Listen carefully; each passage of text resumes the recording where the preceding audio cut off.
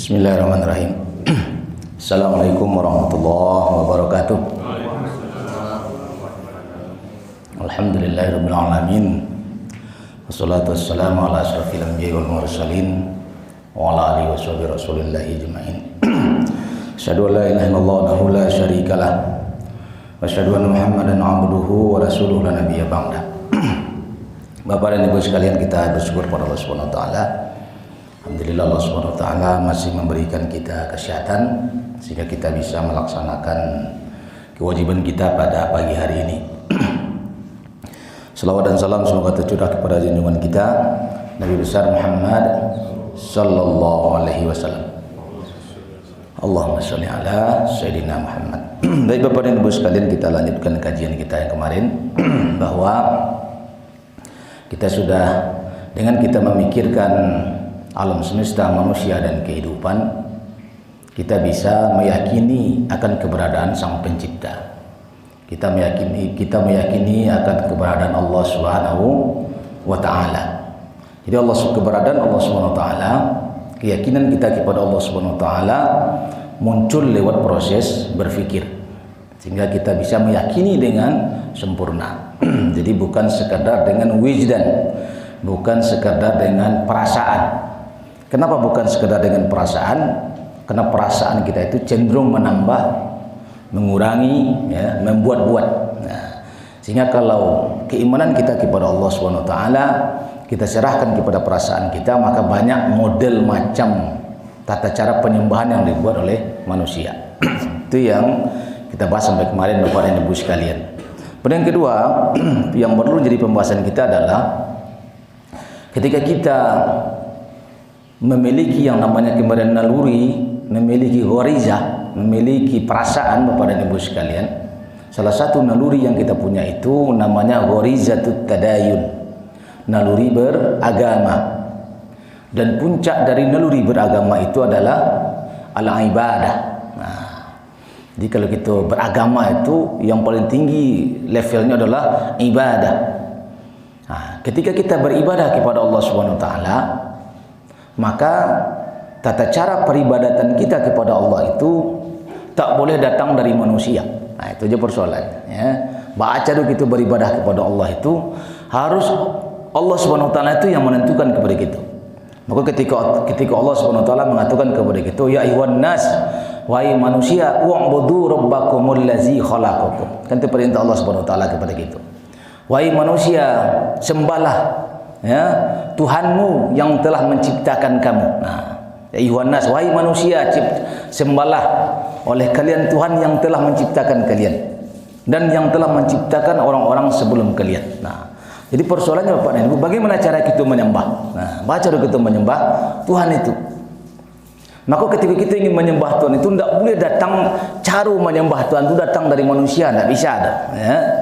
Kenapa begitu? Kalau cara menyembah itu datang daripada manusia Bapak dan Ibu sekalian, maka cara penyembahnya itu akan bermacam-macam. Nah, oleh karena itu untuk bisa kita menyembah, ya, beribadah kepada Sang Pencipta itu, maka harus datang dari Sang Pencipta itu kepada kita. Nah, harusnya bagi tahu kawan, kok cara peribadatannya. Nah, tapi faktanya Bapak dan Ibu, ya, apa namanya, Tuhan itu tidak bagi tahu langsung kepada kita masing-masing. Nah, hai fulan, kau cara beribadah ke dena. Hai fulan, kau cara beribadah ke. Tapi itu tidak ada datang gawat seorang dah. Sehingga untuk bisa sampai kepada kita, maka dibutuhkan seorang perantara di antara itu. Nah, gitu. Ya, dibutuhkan seorang perantara yang dipercayai oleh Allah Subhanahu wa taala untuk menyampaikan kepada kita. Perantara itu yang namanya utusan. Kalau utusan itu bahasa Arabnya Rasul. Nah, itu artinya. Makanya untuk sampai perintah Allah kepada kita dibutuhkan seorang Rasul.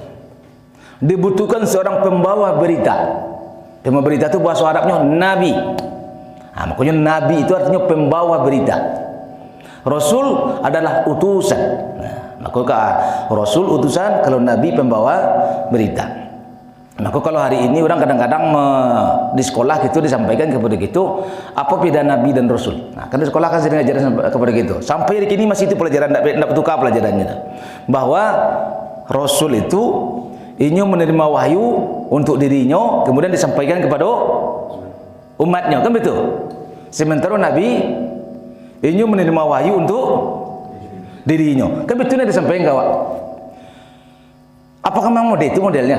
Nah, itu pertanyaannya. Faktanya apa model itu? Sepanjang hidup kita lihat, sepanjang sejarah kita lihat, apakah model itu Nabi itu?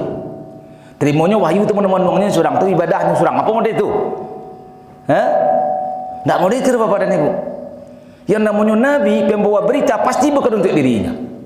Jelek salah kalau kita lihat kalau dulu di TVRI, ya, dunia dalam berita, ada pembawa berita. Kalau bahasa Arabnya Nabi itu, ya, pembawa beritanya itu, untuk inyo berita itu. Kan untuk orang banyak berita. Ya. Begitu juga Nabi Bapak dan Ibu sekalian. Jadi menerima wahyu bukan untuk dirinya saja, gitu. Tapi pasti untuk umatnya. Bagaimana kau tahu gitu untuk umatnya? Tuh kita tahu ada sejarahnya kawan. Nabi-nabi diutus itu pasti punya umat. Kita tahu kepada umatnya Bapak dan Ibu. Ya. Jadi kalau menerima berita untuk dirinya, untuk hanya ada. Ya. Jadi Nabi, apa bedanya Nabi dan Rasul Bapak dan Ibu? Nabi itu pelanjut syariat. Nah, sementara Rasul pembawa syariat. Nah, itu bedanya Bapak dan Ibu. Ya. Jadi kalau Rasul adalah orang yang diutus oleh Allah Subhanahu Wa Taala membawa syariat baru. Ya, syariat baru. Syariat itu apa? Tata cara kehidupan, tata cara penyembahan. Itu yang dibawa oleh Rasul. Sementara Nabi apa? Ini melanjutkan syariatnya dosanya. Makanya kita kenal contoh umpamanya Musa dan Harun. Nah, itu contoh sederhana kita lihat. Seorang Rasul pasti Nabi. Seorang Nabi belum tentu Rasul. Ya. Contoh Musa dan Harun. Musa itu seorang Rasul, sementara Harun hanya seorang Nabi. Musa membawa namanya kitab Taurat. Dalam Taurat itu ada tata cara peribadatan kepada Tuhannya.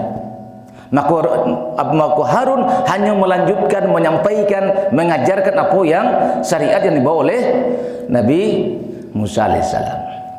Makanya ketika Musa berangkat selama 40 malam, tinggallah Harun bersama para orang-orang Yahudi gitu-gitu. Nah, hanya mengajarkan apa yang disampaikan oleh Nabi Musa. Jadinya tetap menerima wahyu, tapi syariatnya sama juga syariat Nabi Musa. Nah, makanya kalau kita lihat Bapak dan Ibu, Rasul itu mendapatkan kitab atau mendapatkan suhuf namanya, ya. Sementara Nabi hanya tidak menjelaskan kitab dan suhuf yang ada saja. Ya. Maka di antara 25 Nabi dan Rasul, tidak seluruhnya Rasul. Ya. Sebagian Nabi, sebagian Rasul. Sama dengan ketika Nabi mengatakan kepada kita, sesungguhnya jumlah Nabi yang diutus ke dunia ini kecil Rasulullah 124.000 banyaknya. Nah, orang banyak itu. Tak seketik, tak 25 dah. 124.000 Nabi diutus ke dunia. Dan berapa jumlah Rasul? Sebanyak lebih dari 300 orang. Nah, situ Rasul dia. Nah, disebut oleh Rasulullah SAW. Maka Rasul mengatakan, ada yang dikabarkan kepada kalian, ada yang tidak. Dan dikabarkan kawan mah, itu yang disebut di dalam Al-Quran. 25-nya. Maka dikatakan 25 yang wajib kita ketahui. Kenapa? Karena itu yang disebut oleh Al-Quran. Selain daripada itu, tidak jaleh dah. Bisa jadi dua Nabi di tempat awak, bisa jadi. Tapi Al-Quran tidak menyebut, tidak bisa kita memastikannya dah. Makanya mau katakan, kalau pergi ke Sangka atau pergi ke Padang Gantiang, ada di sini batu gadang, ada tapak ada sini. Kecil orang sini pun namanya jojak Nabi. Nah, jojak Nabi namanya. Di batu gadang tu, ada tapak jojak Nabi. Tadi mudik tadi dulu tak bagus. Ya, ya bisa jadi itu Nabi dulu, wallahu alam gitu. Tapi tidak diceritakan dalam Al-Quran, tak perlu memastikannya dah. Maka yang kita yakini yang diceritakan dalam Al-Quran. Jadi Bapak dan Ibu, model peribadatan kita kepada Allah Subhanahu Wa Taala, kepada Sang Pencipta kita harus ada seorang Rasul. Sehingga tata cara peribadatan kita tidak pasal syarat tu. Ya. Sedangkan lihat Rasul Bapak dan Ibu, lajalinya menjalin kawa cara peribadatan kita bisa jadi ada juga perbedaan baru. Ya. Contoh tentang tata cara solat. Perintah Allah tu solat. Maka Nabi mengatakan kepada kita, "Sallu kama ra'aitumuni usolli." Solatlah kalian sebagaimana kalian melihat aku solat. Jadi itu ada Rasulnya contohnya tu. Ha? Apalagi aku nak ada contohnya, kok masing-masing gitu aja berpikir, oh kok kecil Tuhan mungkin kok kecil Tuhan mungkin, kok cara menyembah Tuhan mungkin ketika kita berkumpul di masjid, kok beda-beda sih kalau gitu.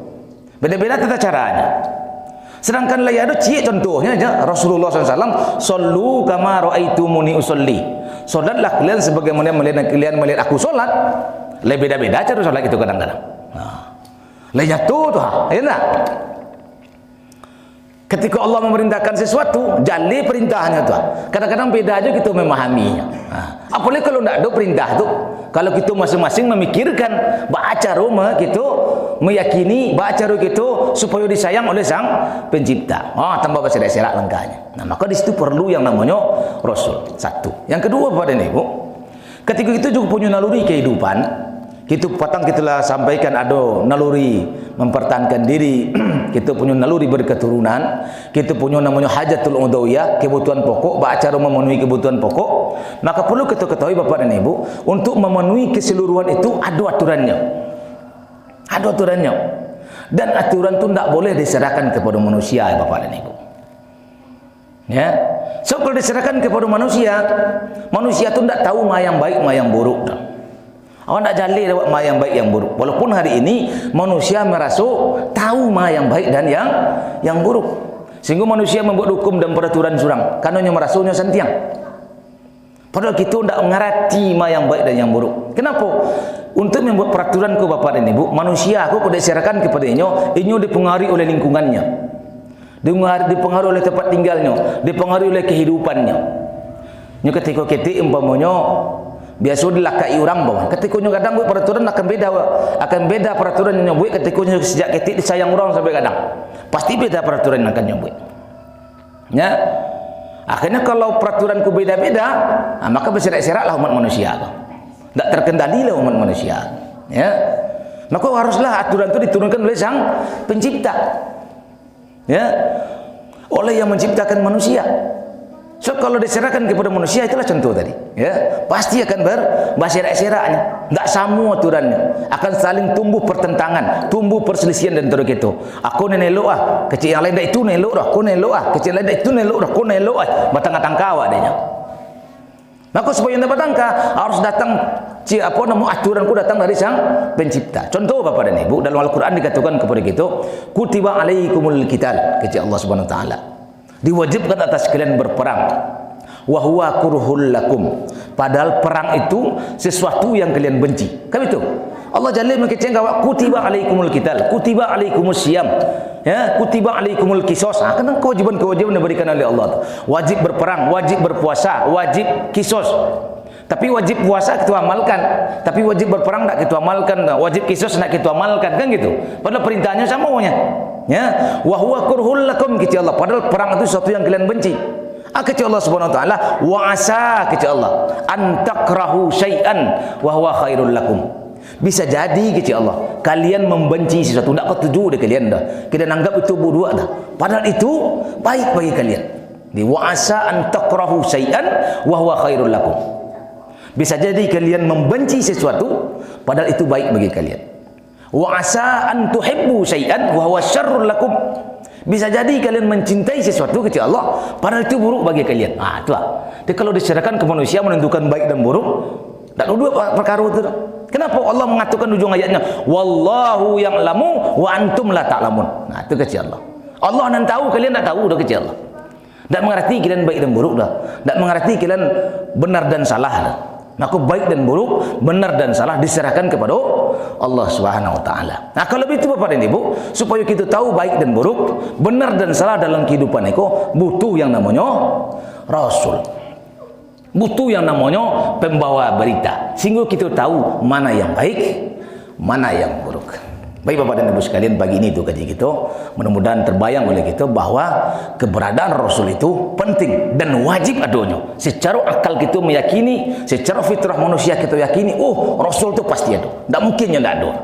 Maka tidak dibuik-buik namanya Rasul itu, pasti diutus oleh Allah Subhanahu Wa Taala. Bila taufiq wal hidayah. Assalamualaikum warahmatullahi wabarakatuh.